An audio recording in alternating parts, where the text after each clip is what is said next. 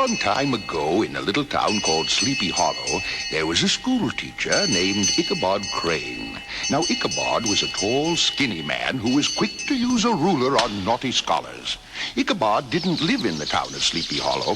To get to his house, he had to ride his skinny old horse through the woods. He had heard stories that there was some kind of a ghost that prowled through the woods. Being a learned man, he put no stock in such tales. One night, Ichabod stayed in town very late at a party. As the evening wore on, after lots of food and lots of cider, the folks started telling ghost stories, and they got around to talking about the ghost in the woods outside of town. The story was that the ghost was a rider on a big horse that actually snorted flames and smoke, and the rider, he was a huge man who had no head. Finally, it got to be very late, and it was time to go home.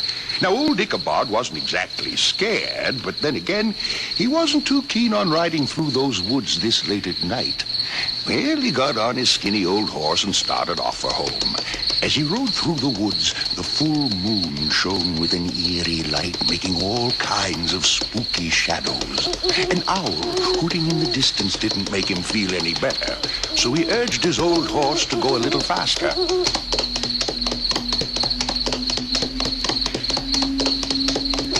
What was that? Was it a dog? Maybe a wolf? Suddenly he caught a glimpse of a strange orange light, and it was coming straight toward him. Now Ichabod was terrified. He tried to make his old horse go faster, but the strange orange light was coming closer and closer. Could it be? Yes, it was a rider on a horse. The horse seemed to breathe smoke and flames, and now the schoolmaster could see better. The horseman had no head. In fact, the rider's head was carried before him on the saddle, and he was laughing.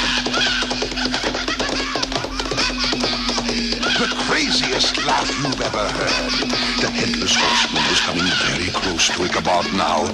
He could feel the heat from the horse's fiery breath. They raced through the woods. The goblin was laughing. Ichabod was screaming. It was some wild scene as they raced along the little trail that led to a little bridge near the church.